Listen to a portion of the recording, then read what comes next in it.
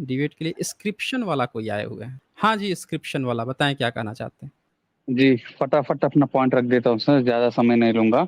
मैंने एक okay. Inscription का आपको लिंक भेजा है, आप वो इंस्क्रिप्शन खोल दीजिए और लोगों को दिखा दीजिए। अभी अभी आपके प्राइवेट चैट में भेजा हूँ। 2 लिंक हैं, उसमें आप लेटेस्ट आप देखेंगे तो वो FESS वो है ना सर, FESS 111.pdf हुँ, हुँ। उसमें आपको वो संस्कृत एक इंस्क्रिप्शन है, उसके बारे में दिया गया है, वो मैं आपको दिखाना चाह रहा था। ठीक है, मैं दिखा देता हूँ। ये तो एनसीईआरटी का आपने शेयर किया है ना? 2000 ये एनसीईआरटी बुक है सर, 2013 से 2013 का ये कॉपी है। ये आज आज का एनसीईआरटी नहीं, 2023 का नहीं है, 2013 का है जी। अरे जब से देश आज़ाद हुआ है तब से ब्राह्मणिकल सिस्टम ही है यहाँ पे जी। ऐसा मत सोचिए कि आज का है या कल का है। देश अच्छा। जब से आज़ाद हुआ है तब से हिस्ट्री जो है वही लोग पढ़ा रहे हम्म। हैं। तो करता हूँ मैं शेयर, देख लेते हैं आप क्या दिखाना चाहते हैं। हाँ जी, यही है ना आपका? जी, उसको पूरा जूम करना पड़ेगा सर आपको। ये न्यू थोड़ा और एम्पायर एंड थोड़ा किंगडम। और कीजिए सर, थोड़ा और कीजिए जी। कर रहा हूँ। थोड़ा और ऊपर जाके जूम कीजिए, ऊपर मतलब यानी कि फर्स्ट पेज पे। अच्छा, फर्स्ट फर्स्ट पेज पे जाएँ, ठीक है। जी जी, थोड़ा हुँ, नीचे आइए sir. Samudragupta, a famous ruler of a dynasty known as the Guptas. We know about Samudragupta from a long inscription, actually a poem in Sanskrit, composed by his court poet Harishena nearly 1700 years ago. यानी कि ये बात हो रही है fourth CE common era की बात हो रही है. This hmm, was hmm, inscribed on the Ashokan pillar at Prayagraj. Ji. Hmm, This inscription is of a special kind known as a prashasti, a Sanskrit hmm, word meaning in praise of, यानी वो राजा को praise करते हुए वो हुँ, inscription लिखा गया है. और while prashastis were composed for some of the rulers you read in chapter 10, such as Gautami Putra Sri Shatakarni, they became far more important from the time of the Guptas. Samudragupta's Prashasti. ये तो एक 1 minute, जी, ये 1 तो minute, 1 minute. यहाँ लिखा है गौतमी पुत्र, सिरी लिखा है, SHRI। क्या आप मुझे कोई इंस्क्रिप्शन दिखा सकते हैं गौतम पुत्रा श्री सतकर्णी का, जिसने अपने को श्री लिखा हुआ हो? क्योंकि इसका जो इंस्क्रिप्शन है उसमें हमेशा ही उसने SHRI नहीं, बल्कि SIRI लिखा है, सीरी लिखा है उसने, सीरी। और जी यहाँ पे संस्कृत की सर ये तरह यहाँ पे दिखाया गया है श्री। जी सर, पहले तो मैं हुँ, ये एस्टैब्लिश कर दूं कि क्योंकि हुँ, शातवाहना जो है ये तो सम्राट हुँ। अशोका के बाद हुआ ना सर. मैं तो ये शातवाहना के 500 साल बाद यानी 300 AD 300 सी के बारे में अभी बात चल रही है नहीं, समुद्रगुप्ता. मैं आपसे जी ये कह रहा हूँ कि गौतमीपुत्र श्री सतकर्णी जो है, ये कब का है? कौन-सी सदी का है? जी, ये तो सातवाहना है ना सर. ये तो हाँ, सम्राट कौन-सी अशोका सदी का के है? बाद. जी, सम्राट अशोका के बाद आप ये मान लीजिए सेकंड दूसरी एंड सदी का है ये, सेकंड फर्स्ट. पहली-दूसरी सदी का। नहीं नहीं, ईसा पूर्व सर, ईसा पूर्व. ईसा पूर्व पहली सदी का बोल रहे हैं। जो जी सतवाहन है वो चौथी सदी तक रहे हैं, ईसा पूर्व पहली सदी से चौथी सदी तक रहे हैं। जी. 500 सालों का इनका कार्यकाल चौथ है। चौथी तो आई डोंट थिंक चौथी सर. चौथी तो मुझे नहीं लगता, शायद तीसरी हो तीस सकता है ती ईसा के हाँ, बाद.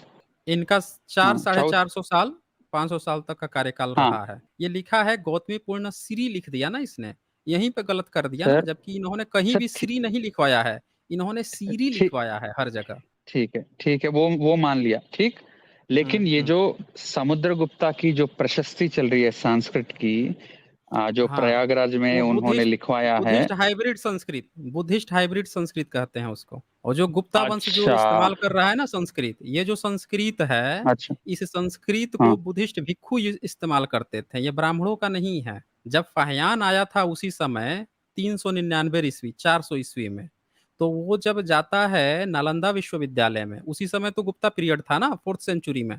जी जी. तब तब उस 4th सेंचुरी में नालंदा महाविहार में गया था फाहियान, और उसने कहा कि मैं यहाँ 3 साल संस्कृत सीखा हूँ। तो वो संस्कृत जो है आपके आज के ब्राह्मण की संस्कृत नहीं थी।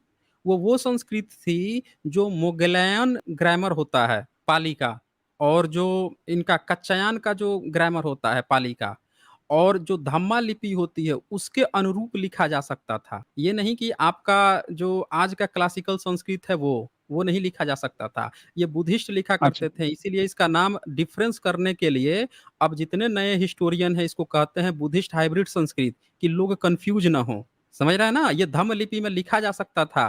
आज का क्लासिकल संस्कृत नहीं लिखा जा सकता है, ये लिखा जा सकता था, क्योंकि ये बुद्धिस्ट हाइब्रिड सर, संस्कृत है। जी सर, मैंने आपको दूसरा लिंक भेजा है क्योंकि ठीक है। हमेशा आपसे यही मुद्दा रहता है कि ब्राह्मण का जो अस्तित्व है, यानी कि उनका जो प्रेजेंस है, उनका जो आइडेंटिटी है, मैं हमेशा उसको साबित करने की कोशिश करता हूँ।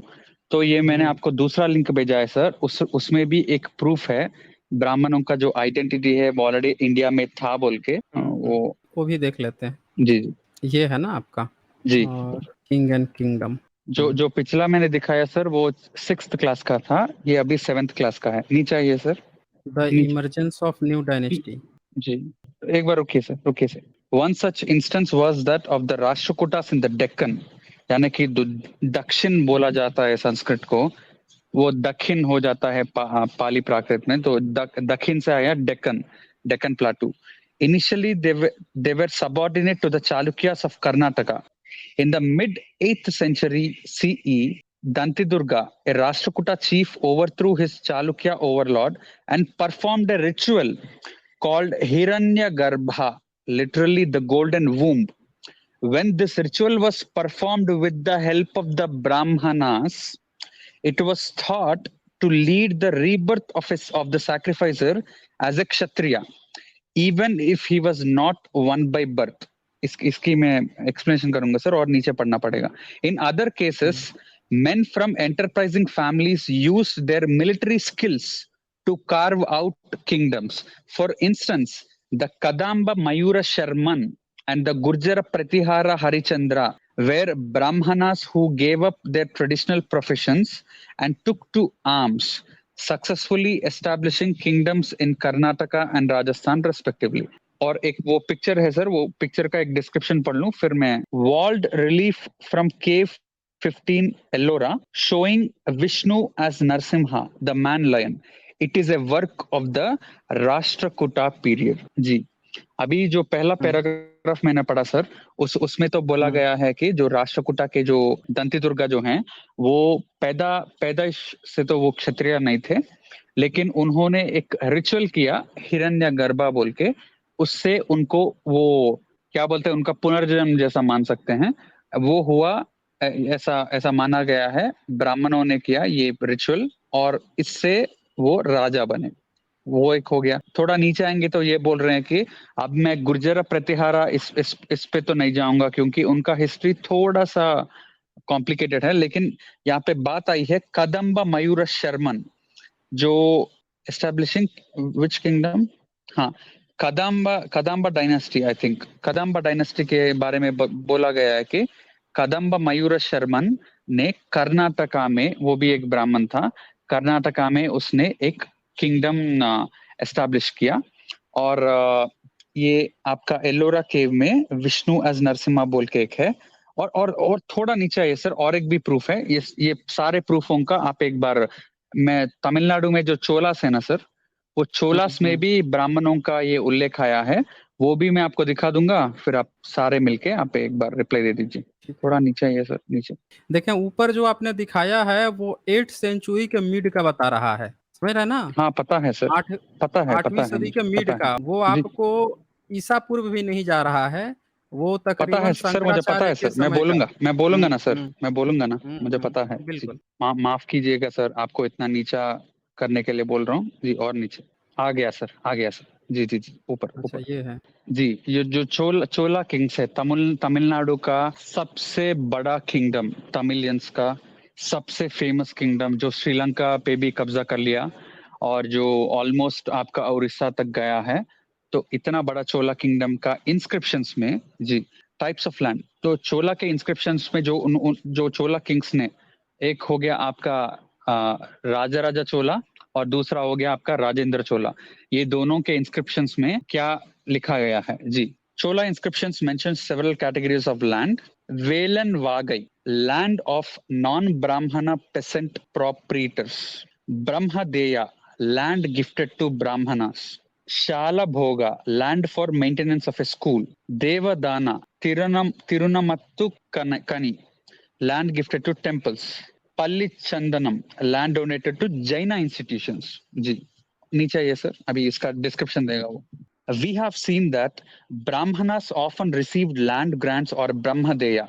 As a result, a large number of Brahmana settlements emerged in the Kaveri Valley as in other parts of South India.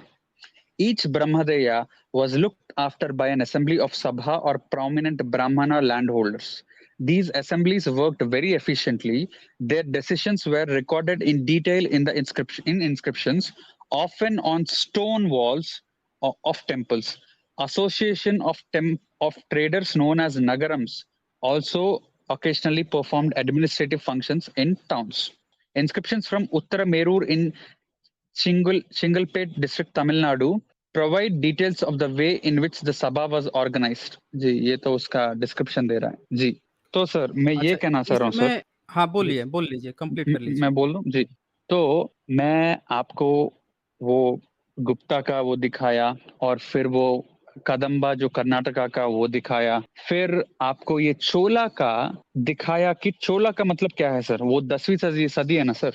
चोला का मतलब ही यही है कि 10वीं सदी ईसा पूर्व, सॉरी ईसा के बाद. चोला का मतलब 10वीं सदी ईसा के बाद. तो चोला के जो किंग्स हैं वो ब्राह्मणों को बुला रहे हैं कि आप आइए, हमारे कावेरी डेल्टा में बस जाइए, और उनको लैंड दे रहे हैं. और यही जो चोला किंग्स हैं, इन्होंने जो शिव हैं, जो शिवा हैं, उनसे एक 2 बड़े टेम्पल्स इन्होंने बनाया. तो शायद उस काम के लिए उनको ब्राह्मणों की जरूरत थी, मुझे पता नहीं.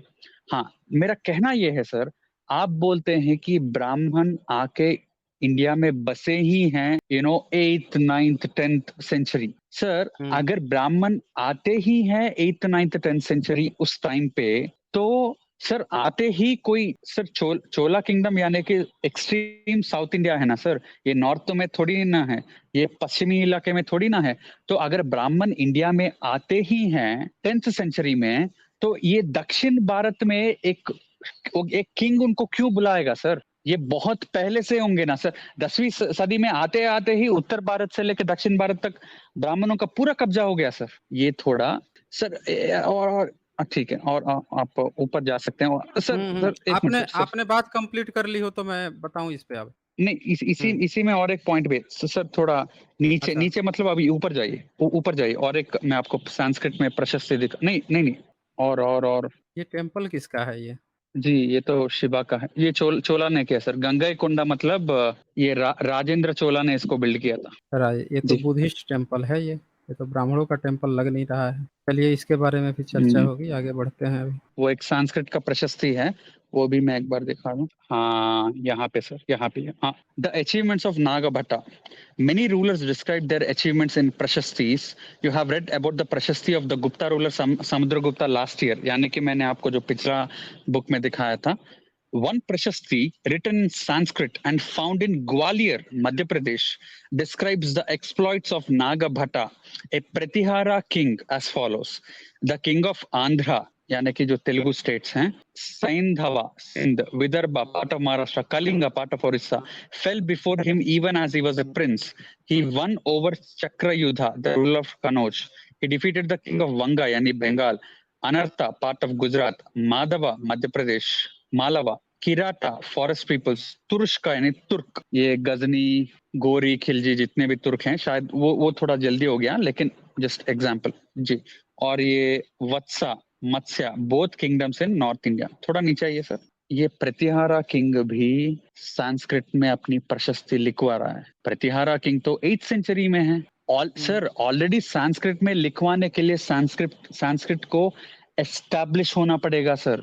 ऐसे ही कोई बाहर से आया तो, कोई ग्रीक से आया तो ग्रीक अपना लिया क्या सर. जो सिकंदर था, अलेक्जेंडर था, वो आया इंडिया के बॉर्डर तक आया. इसका मतलब ये थोड़ी है कि सारे इंडियन लोगों ने ग्रीक अपनाया. अफगानिस्तान में वो बस गया अलेक्जेंडर, उसके सोल्जर्स, तो वहां पे ग्रीक चलती थी. इसलिए सम्राट अशोका ने वहां पे ग्रीक लिखवाया था. ठीक है. हाँ, लेकिन यहाँ पे संस्कृत में क्यों इंस्क्रिप्शन है, ये आप बताइए. अब बता रहे हैं ना. सर थोड़ा सा हाँ ऊपर उसको लेंगे। ही, हाँ ले रहे हैं। Kings often rewarded Brahmanas by grants of land. They were recorded on copper plates which were given to those who received the land. जी राइट में देखिए, ये क्लियरली रहता है, written partly in Sanskrit and partly in Tamil, पूरा संस्कृत नहीं है ये। वही इनको जी मैं वो तो समझा पता रहा है। हूँ। नहीं नहीं, नहीं, नहीं पता नहीं, आप आप शुरू किए, रुक जाइए, इंस्क्रिप्शन वाला आप थोड़ा रुकिए, आप बहुत बोले हैं ना, अब हम लोग को ही बोलना दीजिए। देखें, एक चीज़ मैं आपसे बार-बार कह रहा था जब ये सारी चीज़ें आप दिखा रहे थे कि संस्कृत उस समय जो है कंप्लीट नहीं थी और उस समय जो है ना आधी संस्कृत जिसको कि हम बुद्धिस्ट हाइब्रिड संस्कृत कहते हैं या बुद्धिस्ट पाली प्राकृत कहते हैं। यहाँ पे आप देख सकते हैं ये बिल्कुल सही ब्लेस प्लेज ने भी यहाँ पे ये चीज़ पकड़ लिया कि जो जो सर जितनी अभी राजस्थान तक में आप तमिल बोली व्याख्या जाती किए है। थे, राजस्थान में तमिल रुक बोली जाती है। थोड़ा थोड़ा रुक जाएँ ना, आप थोड़ा राजस्थान में रुक तमिल जाइए। बोली जाती है। अरे भाई रुक जाएँ, आपने इतनी देर बोला, हमने आपको डिस्टर्ब किया क्या? नहीं किया ना? तो हम लोग बोलने दीजिए ना अब। तो अभी जब गुप्ता की आप बात कर रहे थे तब भी मैंने बताया कि ठीक उसी समय फाहियान जब भारत आया था वो बुद्धिस्ट था। वो संस्कृत क्यों पढ़ रहा था और वो क्यों लिख रहा है कि मैं संस्कृत की किताबें ले जा रहा था? क्योंकि संस्कृत उस समय जो कही जाती थी, वो बुद्धिस्ट की पाली प्राकृत को ही संस्कृत कही जाती और इसीलिए वो जितनी भी पढ़ाई होती थी, जितनी भी किताबें जो लिखी जाती थी, वो उसको संस्कृत लोग कहते थे। जो आज की संस्कृत से डिफरेंट है और वो धम्म लिपि में लिखी जा सकती थी, लेकिन आज की संस्कृत धम्म लिपि में नहीं लिखी जा सकती है, याद रखिएगा। इसीलिए उसको जो इतिहासकार लोग हैं, उसका नाम बदल के अब बुद्धिस्ट हाइब्रिड संस्कृत कहना शुरू कर दिए कि लोग कन्फ्यूज़ ना हों। अब यहाँ पे भी जो आप 8th century, 9th 10th century की जो बातें कह रहे हैं, यहाँ पे क्या लिख रहा है? This is the set of copper plates recording a grant of land made by ये अ तमिलनाडु का है। ये रूलर इन द तमिलनाडु का 9th है, सेंचुरी। तो वही राजस्थान मैं का आपको नहीं है। बता रहा हूँ, वही बता रहा हूँ, सुन लीजिए ना। 9th सेंचुरी बोल रहा है कि 9th सेंचुरी का है और 9th सेंचुरी में भी कंप्लीट संस्कृत नहीं है। क्या लिख रहा है? Written partly in Sanskrit and partly in Tamil. यानी कि वहाँ पे सर ये भी हाइब्रिड तमिलनाडु में ही है है। सर, तमिलनाडु में संस्कृत को क्यों? अरे! सुन हाँ, लीजिए, आप क्यों, अच्छा ये तमिलनाडु में बताइए तमिल ही मुझे, लिखेंगे संस्कृत। अरे भाई, अरे रुक जाइए ना। आप क्यों ऐसा चाहते हैं कि हमें आपको रोकना पड़े? आप इतनी देर से बोल रहे थे, हमने एक बार भी आपको नहीं टोका, जो-जो आप कहें हर चीज़ दिखाया। अब हम लोगों की बोलने की बारी है, तो आप यहाँ पे सुनिए ध्यान से। आप जितनी भी बातें बोले हैं, उसमें से आपने एक ही चीज़ दिखाया यहाँ पे, क्या दिखाया था? एक इंस्क्रिप्शन दिखाया यहाँ पे जो ये इसका मतलब था। इसमें कहीं भी ब्राह्मण की बात नहीं आई इंस्क्रिप्शन में, बल्कि व्याख्या में आपने यहाँ कह दिया, नीचे व्याख्या आपने दिखाया जो ब्राह्मणिकल व्याख्या है, ये क्या कहता है? Kings often rewarded Brahmans by grant of lands. अब ये व्याख्याकार जो है ब्राह्मण जोड़ रहा है, प्रशस्ति में कहीं नहीं लिखा हुआ है। जो अभिलेख है इंस्क्रिप्शन उसमें कहीं नहीं लिखा है। दूसरी बात कि आपने कहा कि वहाँ पे वो बुला रहे थे। देखिए इन लोगों का ब्राह्मणिकल जब संस्कृत वो किताब लिखता है तो कैसे धूर्तता करता है। इसने जब ये इंस्क्रिप्शन की बात की, वन प्रशस्ति रिटेन इन संस्कृत इसने कह दिया। लेकिन उसने ये कभी नहीं दिखाया कि ये मिक्स है। इसमें तमिल भी मिक्स है, ये बात उसने नहीं दिया, छुपा दिया। सिर्फ़ संस्कृत यहाँ लिख दिया ताकि लोग कन्फ्यूज़ रहें। अच्छा, इस इंस्क्रिप्शन जो पढ़ा गया इसमें कहीं ब्राह्मण शब्द नहीं आया। ये भी शब्द नहीं आया कि उसको ये ग्रांट कर रहा है, क्या कर रहा है और ये ब्राह्मण्स का मतलब क्या बुद्धिस्ट की बात चल रही है? क्योंकि जो साउथ है वहाँ पे 16वीं सदी तक बुद्धिस्ट के सारे महाविहार मिल रहे हैं, वहाँ पे इतने सारे जो पढ़ाने-लिखाने वाले मिल रहे हैं, ब्राह्मणिज़्म का कुछ नहीं मिल रहा। जो वहाँ के ओल्ड टेम्पल हैं, वो खुद बुद्धिस्टों के टेम्पल हैं। तो क्या जो बमण-समण थे, उन बमन को ही क्या ब्राह्मण ये कहने का प्रयास कर रहा है, लेकिन फिर भी छुपा रहा है? और दूसरी चीज़ कि जिसका उसने पूरे इस चैप्टर में एक ये इसने इंस्क्रिप्शन भी इसमें जो दिखाया है, उसमें भी इसने लिख दिया कि ये आधा संस्कृत है और आधा जो है तमिल है। ये भी इसने लिख दिया। पार्शियली दोनों ये का भी तमिलनाडु का अलग-अलग है है। इसलिए, ये तमिलनाडु का है इसलिए। तो तमिलनाडु का है तो उसी तरह से जो नॉर्थ का जब आएगा ना, तो उसमें क्या हुँ, होगा, पाली, प्राकृत और संस्कृत वो उसका मिक्सअप होगा। इसीलिए बुद्धिस्ट हाइब्रिड अच्छा संस्कृत कहा जाता है। नॉर्थ में अगर साउथ बमन में जाएगा, सुन अगर बमन लीजिए, सुन लीजिए, सुन लीजिए, पहले बात सुन लीजिए। और जो साउथ में जाएगा, उसमें जिसको ये संस्कृत कह रहा है, उसके साथ वहाँ की जो लोकल लैंग्वेज होगी वो मिक्सअप होगी। यानी कंप्लीट संस्कृत तब भी नहीं था, ये 9th सेंचुरी की बात कह रहा है। इसने यहाँ पे साफ-साफ लिखा है कि ये 9th सेंचुरी का ruler in the 9th century, 9वीं सदी तक भी कंप्लीट संस्कृत में यहाँ नहीं लिखा गया है। अब ज़रा सोच लीजिए, जो आप मुझसे बोल रहे थे कि आप कहते हैं कि 8th 9th सेंचुरी के बाद ब्राह्मण आया है, तो ये तो बात सही हो रही है ना कि 9th सेंचुरी तक भी कंप्लीट संस्कृत नहीं है। आप जो 4000 का दावा बोल अगर रहे बमन थे, बिको तो सुन समन कौन लीजिए, है? अगर यही बता रहा हूँ ना, अशोका का बता रहा हूँ, सब बताऊँगा, बमन कौन है, शमन कौन है। अश्वघोषा का नाम सुना है आपने? बताइए मुझे। सुना है। अश्वघोषा का नाम सुना है? जी, उसने कौन-सी भाषा में बुद्ध बुद्धचरितम कौन-सी भाषा में लिखा था? बुद्धचरित। संस्कृत। वो कौन सी संस्कृत थी बताइए? जो आप, सर आप तो पाली वो बुद्ध प्राकृत को भी वो आप प्राकृत भी नहीं बोल सकते, क्योंकि आप पाकित बोल देते हैं। क्यों? प्राकृत नहीं, वहां हाँ पे वो रा नहीं, वो रहा है ना। पाकित ही होता है। अरे वो पाकित ही अच्छा, होता है। पाकित ही होता है। उसको पक्कित, हाँ पक्कित ही उसको कहा जाता है, वो प्राकृत नहीं होता है। प्राकृत तो इन अच्छा लोगों ने लिखा है जानबूझ के, वो पक्कित ही सर, होता है। अगर ब्राह्मण 10वीं सदी में आए हैं, तो 10वीं सदी में साउथ में तमिलनाडु में जो चोला के किंग्स हैं, ब्राह्मणों को क्यों बुलाएंगे सर? आके हमारे कब्जा कर लो। वो चोला के किंग्स ही तो लैंड दे रहे हैं ब्राह्मणों को, आके बस जाओ। आप समझ रहे हैं सर? अगर ब्राह्मण कब्जा करने आया है 10वीं सदी में, तो मैंने आपको सीधा सीधा दिखाया कि ब्रह्मदेया बोलते हैं उसको। चोला के इंस्क्रिप्शंस हैं, चोला के किंग्स आके बोल रहे हैं कि आप आके बस जाइए। और तमिलनाडु तो माना जाता है कि वो, वहां पे ब्राह्मणों की नहीं चलती है। आजकल तो द्रविडियन पार्टी ये सब, डीएमके इनकी चलती है। एंटी ब्राह्मण फीलिंग ज्यादा है वहां पे पेरियार की वजह से। लेकिन आप देखेंगे, जो तमिलनाडु के जो तमिल किंग्स हैं, टॉप किंग्स हैं, वो लोग ब्राह्मणों को बुला रहे हैं, आइए तमिलनाडु में बस जाइए कावेरी डेल्टा में, और उनको लैंड दे रहे हैं। ब्रह्मदेया। एक बात बताइए, एस जे सर शायद डिस्कनेक्ट हो गए। जी ये ब्राह्मणों को जी बुला रहे जी। थे, वही वही एस जे सर बता रहे थे कि ये ब्राह्मणों को बुला रहे थे कि बमणों को बुला रहे थे। वो आप बात समझिए। आप जब इसका ट्रांसलेशन करते हैं ब्रह्मदेया। तो ब्राह्मण, तब ब्रह्मदेया। ब्राह्मण सुन कर लीजिए दिया ब्लेस पे जी। जाता है। तो ये हम लोगों को अरे समझना चाहिए कि ये बमन है कि ब्राह्मण है। ब्लेस ब्लेस प्लेस जी, एक बात बोलूं जी। बोलिए। सम्राट सम्राट अशोका के इंस्क्रिप्शंस में बमन भी आता है, समन भी आता है। एसजे सर बोलते हैं कि बमन बिक्कू होता है। अगर बमन बिक्कू होता है, फिर समन कौन है? समना का मतलब यही होता है ना, बुद्धिस्ट हो गया, जैन हो गया, इन लोगों को समन बोला जाता है। अगर बमन बिक्कू है, तो समन कौन है भाई? और बुद्धिस्ट टेक्स्ट में आप देख लीजिए, कितने बार आपको बमन ब्राह्मण, क्षत्रिय खत्रिय, वैसा वैश्या, शुद्रा ये शूद्रा, कितनी बार ये आया है बात बुद्धिस्ट ये टेक्स्ट बात में। आपने बहुत बहुत बार ये आपने बात की है। ये खतिया और क्षत्रिय वगैरह ये सब बात की है। लेकिन एस जे सर जो बात कहते हैं बमन और समन की, वो आपने अच्छा पूरी अच्छा, सुनी है? आपको आपको क्या लगता है? एक एक मिनट, ब्लेस पेस जी, एजे सर आगे। हाँ जी, हाँ जी, हाँ जी। और मैं इनको तो बता रहा देखिए, था कि ये इन लोग ब्राह्मण को बुला रहे हैं कि नहीं बमन को नहीं, बुला रहे हैं, ब्लेस पेस जी, ये एक मिनट, ब्लेस पेस जी, मेरा मेरा सवाल रह गया था। एजे सर तब हम्म। उनका डिस्कनेक्ट हो गया। मेरा सवाल यही कंटिन्यूड है कि चोला किंग्स, तमिलनाडु के चोला किंग्स क्यों आके बोल रहे हैं कि ब्राह्मण आके बस जाइए कावेरी डेल्टा में? क्यों क्यों ब्रह्मदेव हम्म। लैंड दे रहे थे? अगर ब्राह्मण हम्म। घुसपैठिया था, आया था 10वीं सेंचुरी हम्म। में हिंदुस्तान इंडिया हम्म। पे कब्जा करने के लिए, साउथ में, हम्म। नॉर्थ में हम समझ सकते हैं, नॉर्थ में किंग दे रहा है, तो साउथ में किंग क्यों देगा सर? वो साउथ में तो ब्राह्मण बता थे रहा ही हूँ, नहीं। बता रहा हूँ, जो कि सच, बता रहा जो हूँ, कि बता रहा हूँ। सुन लिया मैंने। सवाल आपका सुन लिया, आप सुनिए, जवाब सुन लीजिए। सवाल मैं जानता हूँ आपका क्या है।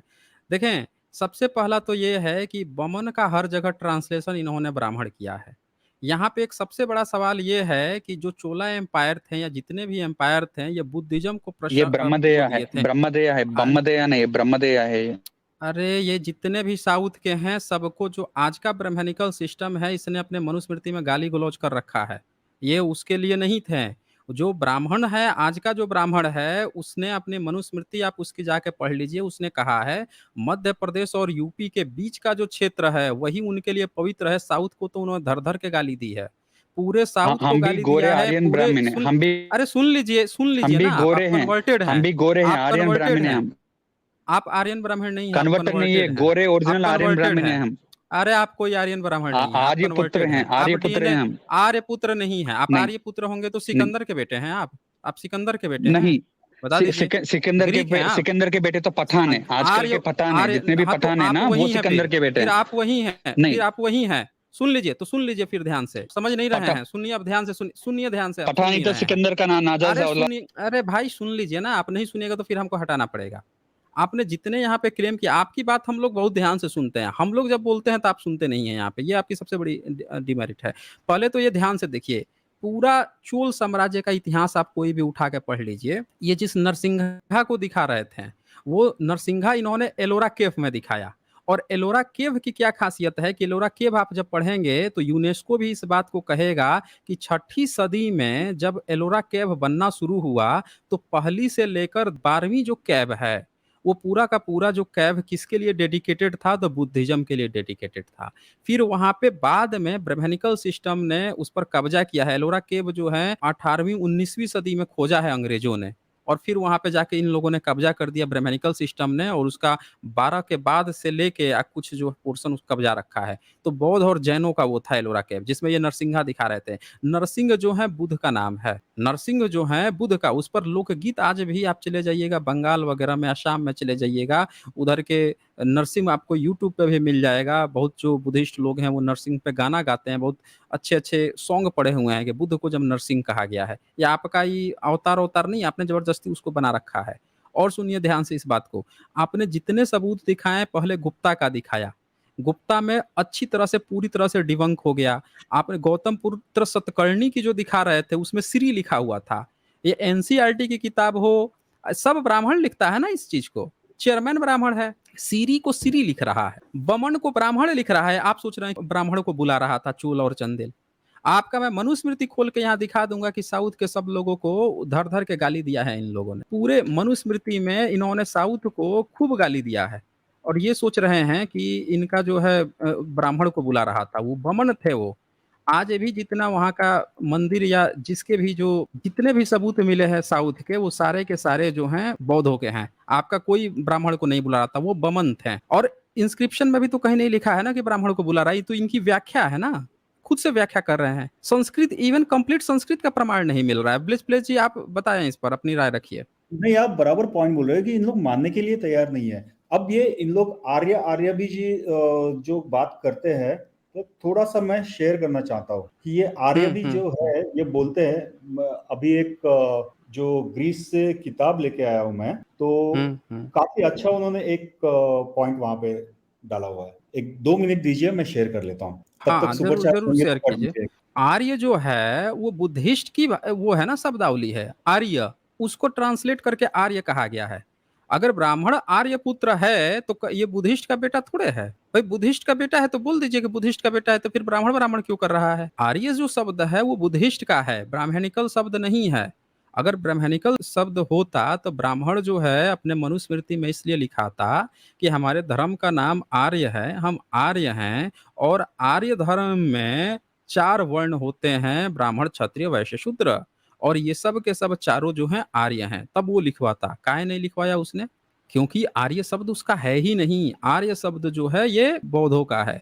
ब्राह्मण शब्द ट्रांसलेट कर दो ना बमन को ब्राह्मण। वो चोला एम्पायर जो है पूरे बुद्धिस्ट को बुला रहा है 9वीं 10वीं सदी में पूरा बुद्धिज्म फैला हुआ है। श्री रामानुजाचार्य का आप पढ़ लीजिए, किताब है उसका जो जीवनी है, वो कह रहा है कि हम जिस राज्य में जाते थे तो राजा बुद्धिस्ट होता था। अब बुद्धिस्ट राजा जो है वो ब्राह्मण को बुला रहा है वहां पे। इनको ये छोटी सी बात नहीं समझ में आ रही है। बमण को पहले ट्रांसलेशन कर दो ब्राह्मण, और फिर कह दो कि ये हमारे बाबूजी हैं। मंदिर आप जाके देख लीजिए, 10वीं सदी बोल रहे हैं ना, ब्राह्मण वहां जाके क्या कर रहा था बता दीजिए? एक इंस्क्रिप्शन था 9वीं सदी का, और भी आधा तमिल आधा संस्कृत बोल रहे हैं, मिश्रित था, बुद्धिस्ट हाइब्रिड संस्कृत था, कंप्लीट आज का संस्कृत नहीं था।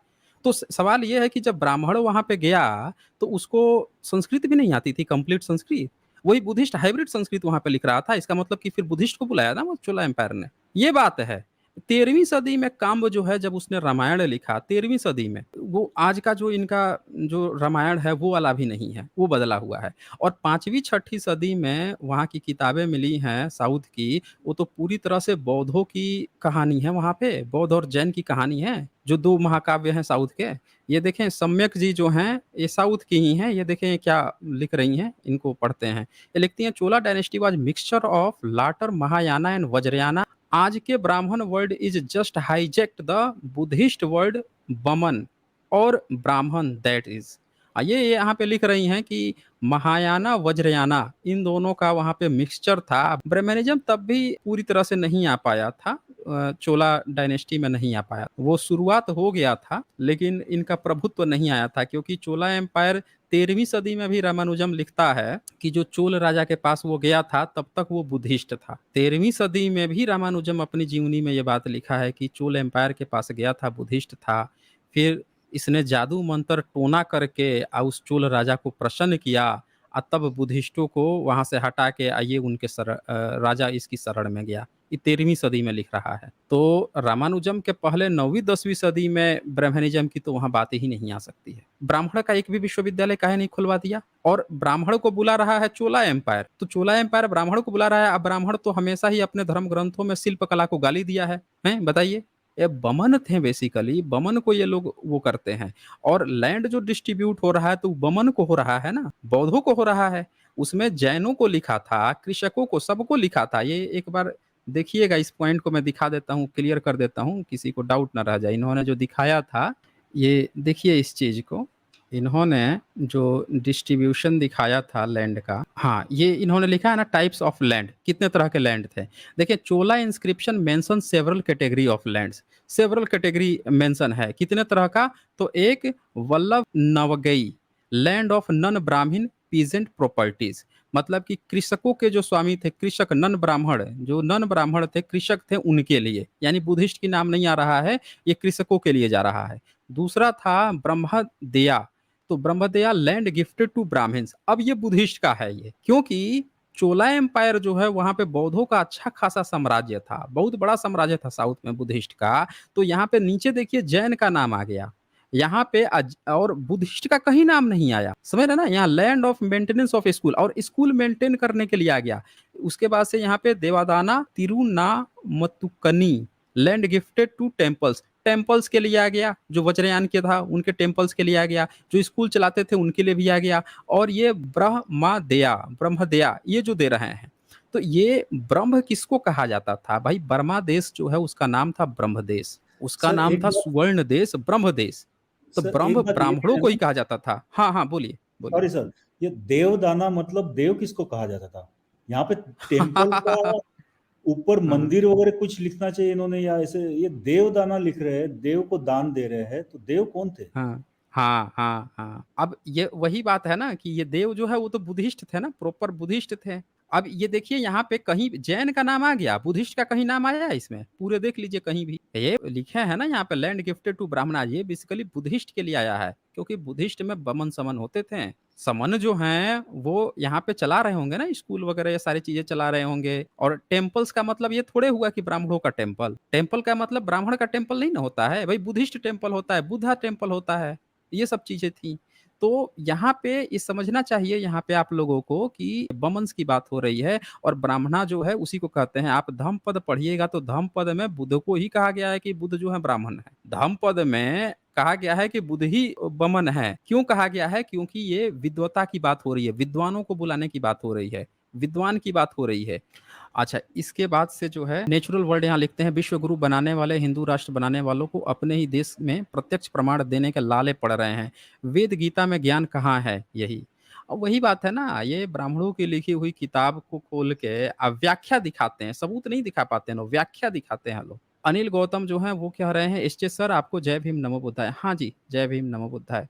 यहाँ पे अनिल गौतम लिख रहे हैं, सर इन लोगों को एक सबूत देने के लाले पड़ गया है। वही बात है ना, सबूत ही नहीं है इन पे। आशाश्री देवी यहाँ पे लिखते हैं, ब्रह्मन देव हैं तो वे निश्चित ही बौद्ध ही हैं, समझे कुछ।